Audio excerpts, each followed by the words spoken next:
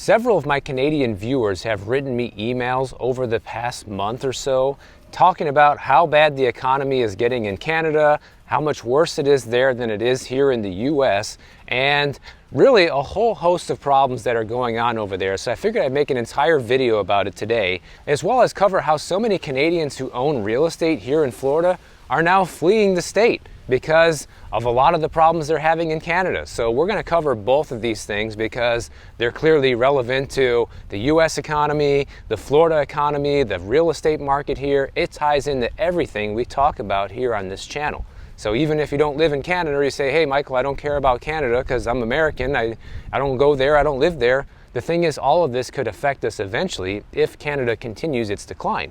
And also, the good news is here for Americans, we can look at Canada and say, man, we think we got it bad here in the US. Just look at what's going on over there, and it actually looks like things are a lot better here.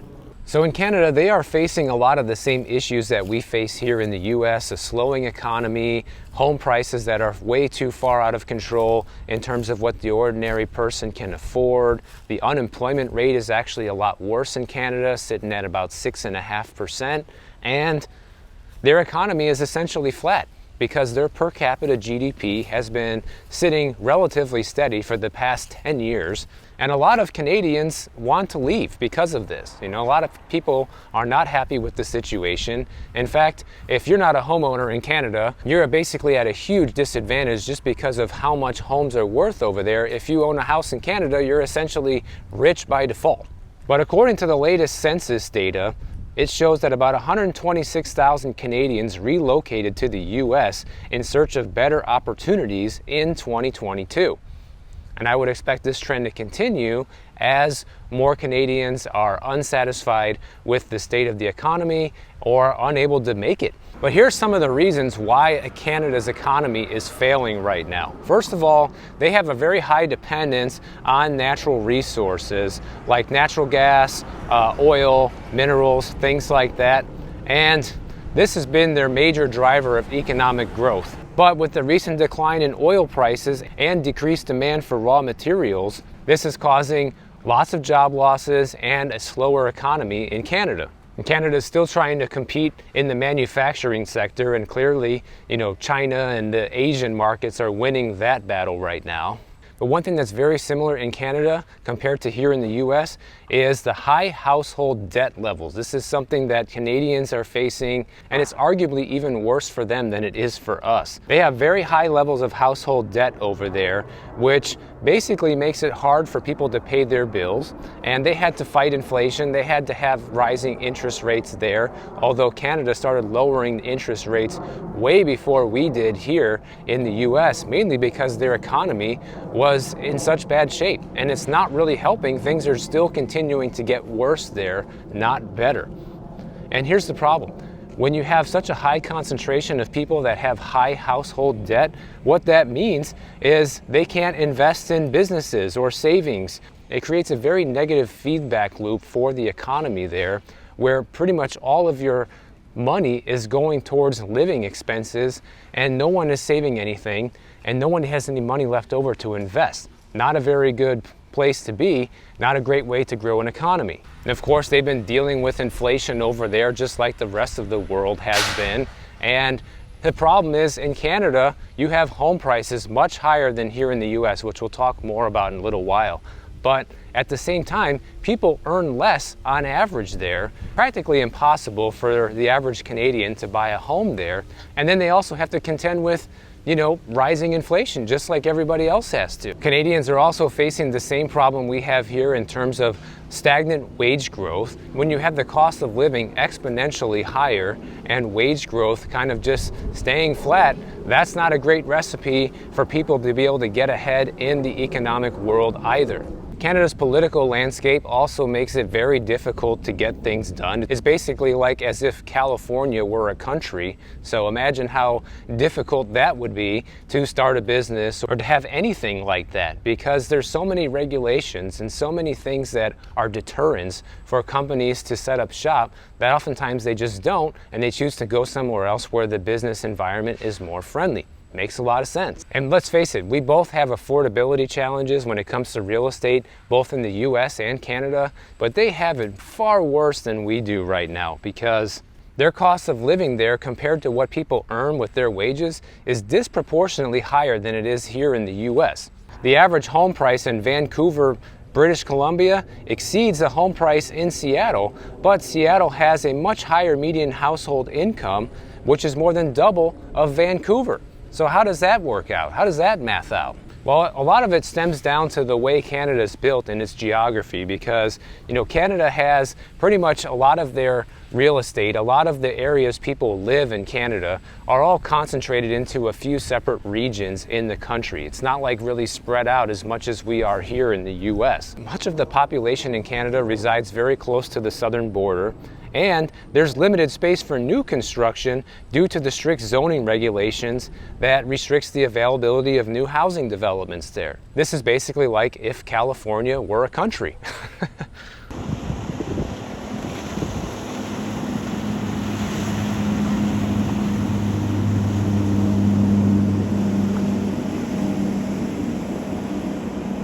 The 2008 housing market crash that we had here in the United States, Canada really didn't suffer through that. They had a small dip in home prices there, but overall, their home prices stayed pretty high compared to what happened here in the United States. And when you combine that with less available housing units in general and not really having a crash in prices, that just allowed prices just to continue to soar even during this bad economic period we had here in the US. And then to top it all off, Canada has very high immigration rates, which makes it so that you have a lot of new people coming into the country, which helps push up prices even further because you have all this extra demand. People have to go somewhere. You have also a lot of foreign investors that come in and buy real estate in Canada in order to essentially safely park their money there.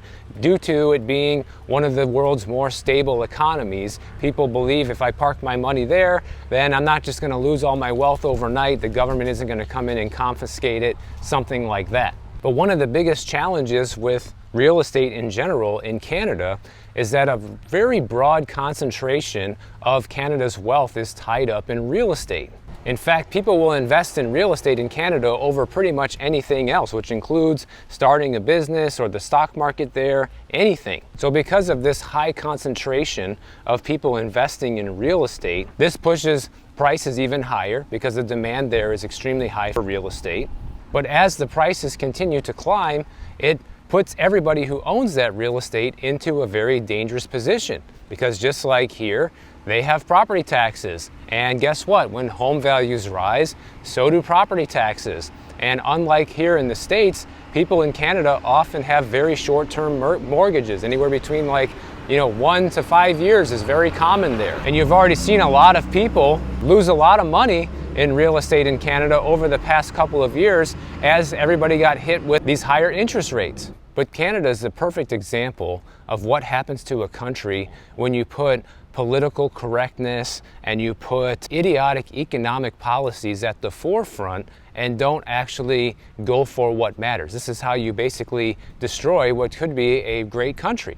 And the reason why this affects us here in the US is because as more Canadians look to come down here to seek better economic opportunity, well, that puts more pressure on us over here, right? As if we're not already dealing with enough people coming in, both legally and illegally. We have to contend with yet another country that wants to come in, which ends up pushing our prices up, which ends up pushing our inflation even higher, which makes the cost of living and the quality of life for all the Americans that are already here. And from what I've heard from some of my Canadian viewers, things are so bad in Canada that even the recent immigrants that have come in looking for a better life are actually thinking about leaving due to how bad things are getting over there. So that's not very good. And one side effect of having a bad economy in Canada is their currency compared to the US dollar is also losing value.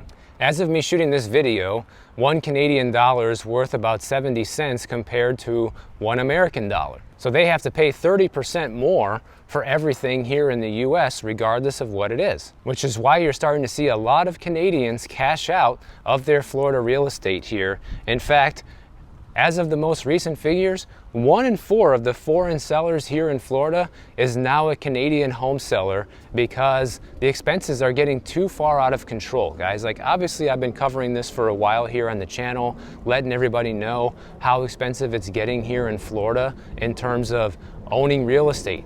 And a lot of Canadians own second homes here, vacation homes that they've come and used for a long time back when Florida used to be cheap.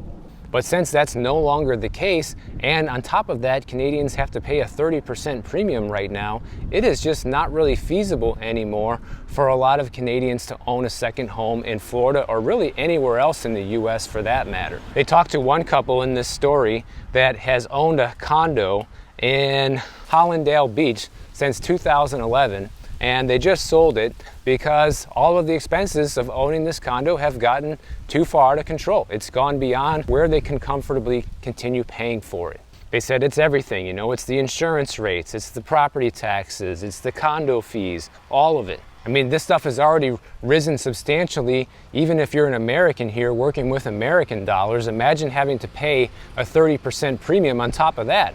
And the uptick in Canadians selling real estate here in Florida is notable because just 1 year ago, Canadians only made up 11% of foreign sellers, and now it's about 25%. So there's been a sharp increase of the amount of Canadians looking to cash out right now. They talked to one real estate agent here in Southwest Florida. She has about twice as many listings that she normally has. She has about 30 listings right now, and she's just extremely busy. And it's one thing as a real estate agent to have all these listings, it's a whole nother thing to sell them all, let me tell you, especially if you're talking about overpriced real estate that everybody's afraid to touch right now because nobody knows how expensive it's going to be in a year from now to own it. She says, I haven't had this much business in a decade. I mean, people are essentially panicking, guys, especially Canadians, because of the currency difference, because of the rising expenses. They have no choice. They have to get out of it, and they're trying to cash out now while the prices are still relatively high because almost everywhere in Florida, prices have started to come down.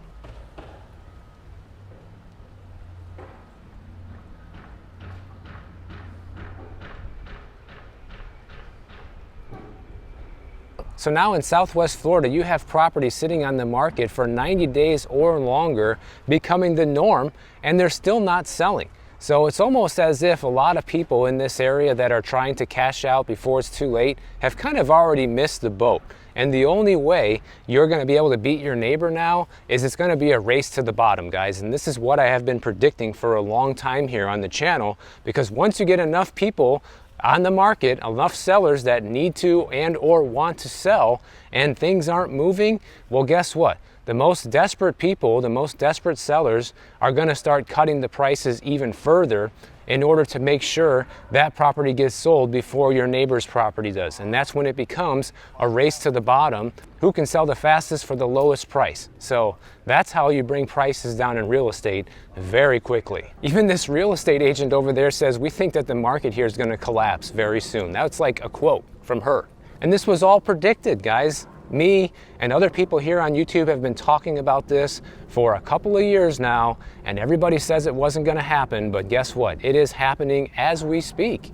Now, this actually offers some relief for people who want to buy a home in Florida or in other areas of the country where Canadians are selling their real estate due to it being too expensive, because as more properties hit the market and as it becomes a race to the bottom, the prices come down, and that's actually what we all want to see, right? That's what everybody who's in the market to buy today is looking for, is lower prices. But that's why you have to be very vigilant with how this is affecting your area and determine when it's time to jump in. Because on the one hand, it's nice to see a lot of inventory, it's nice to see prices coming down, but it's also not very smart to catch a falling knife. That's the term we use in real estate to say you're buying as the prices are still coming down substantially. So you could buy a place today for $300,000, and in 2 or 3 years from now, the place might only be worth like $200,000, maybe even less than that. They talked to another real estate agent, says that he's going to have about 8 new listings that are all Canadian owned. All of these people are looking to cash out for the same reasons we just talked about.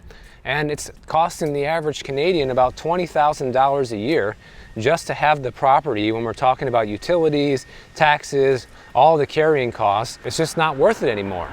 And this is in Arizona. We're not even talking about in Florida here. This other real estate agent says this is happening over in Arizona. So a lot of the typical snowbirding Canadian destinations are seeing a big uptick in listings due to this crisis they're having in Canada.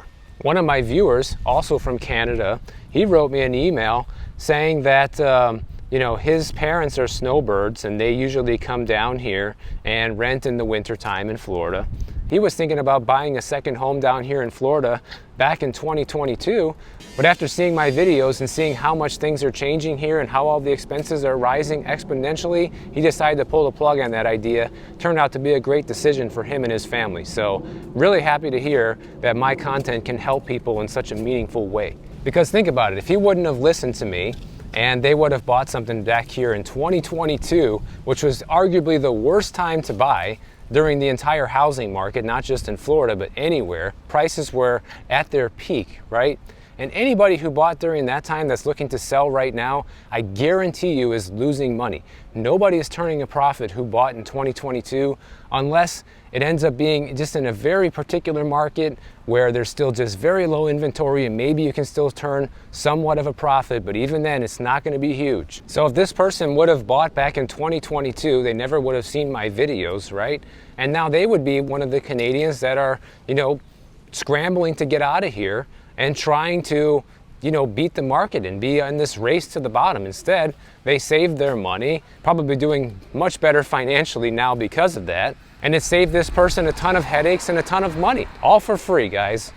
And I'm not trying to brag here or toot my own horn or anything like that. I'm just saying how it makes me very proud that people can make real world, smart decisions and end up ahead. I like that. It helps me know that I'm bringing the right value here to people. And I appreciate everybody who watches the channel and gets that value from these videos. They talk to people also in an RV park in Phoenix, Arizona, right? Where it's typically full of Canadians this time of year due to the snowbirding activities. And they said this year the occupancy is down 30%, guys, 30%. And also this impacts the US economy as well, because that means less people coming in here and spending money on all sorts of things. All of the restaurants that would normally be patronized in this area, all of the fun recreational activities, tourists and visitors spend money on when they come down here. That money's not being spent. Even here in Florida this year, this winter, I feel like it's a little slower than years past. Like I don't see as much traffic, as many people on the road as usual, and I try to avoid traffic here like the plague anyways. I just don't notice it being that busy here as it usually is. Yeah, you have some weekends where there's events and stuff going on and it gets real busy, but that's every year. I'm just saying in general, it feels like there's not as many people here from out of town during the winter snowbirding as we would typically get. And that's a sign that the economy overall is turning. And even when I was working in real estate as a full-time agent, I had several Canadian clients that came down here every year and would snowbird down here. I'll be willing to bet a lot of them aren't doing it anymore. And if they are, they're just renting a place for a couple of months because it's going to be much cheaper than buying a second home here now. So the good news with all of this, especially us Americans here, is that it could always be worse, right? People talk about, all you have is bad things to say and, you never talk about anything good. Well, this is good in the sense that, things are so much worse in other places. In fact, just our neighbor to the north, that you can still be happy with how bad things are here, essentially. And I know it sucks to have that kind of worldview and have to look at things through that lens, but that's the state of the economy right now, guys. This is everybody. The entire global economy is suffering right now. And to be the best one out of how bad it is everywhere, still a good position to be in.